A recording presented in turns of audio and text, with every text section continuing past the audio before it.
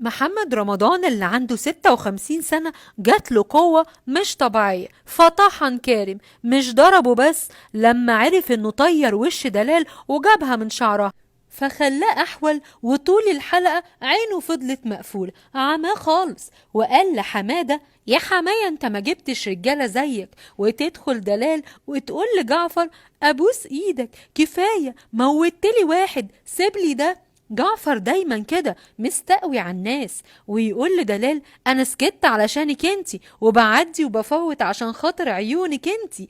يعني جعفر بيقتل ويضرب اهلها ويسبل لها كمان. ده ايه ده يا عم جعفر، محدش قادر عليك ولا ايه؟ عايدة بقى مبهورة جدا من جعفر، عجبها قوي في حتة الأكشن اللي عملها، بس اتصدمت لما عرفت انه قاتل أخو دلال وحابس واحد وضارب التاني اللي هو كارم مش عصام النمر. وبيتكلم بقى ويقول لها: أخوكي كأنه افتكر انه هياخد حق أخوه اللي مات من 11 سنة. وتقول له: بقول لك ايه، مش كل ما تحصل حاجة تعايرني بأهلي. ده انت جبروت يا جعفر، كل ده وهي برضو لسه عايشة معاك. حب ايه ده يا دلال، حبتك عقربة يا شيخ. لا وبعد كل ده لسه بتقوله مش كل ما تحصل حاجة تعايرني بأهلي، وبترص بقى اخواتها. طب وانتي ايه اللي جبرك على كده؟ بحبه يا بابا.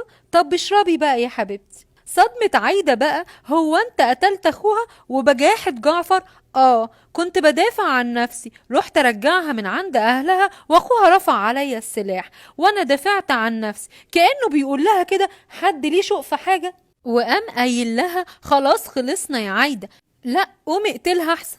هو جعفر كده تقريبا اسهل حاجة عنده الجواز والقتل. اما كارم بقى ما قدرش على الحمار، عايز يقدر على البردعة، فبيحمل دلال مسؤولية اللي حصل، وجعفر ولا كأنه عمل حاجة. فعلا جعفر مغلطش لما قال لحماه: انت ما جبتش رجالة زيك يا حمادة. كارم هيسكت؟ لا طبعا، لازم يظهر رجولته بس بشكل تاني. طب يا ترى هيعمل ايه؟ عايز يقتل جعفر بس مش هيلوث ايده، هيأجر حد علشان يقتل جعفر، بس القاتل المأجور باع كارم.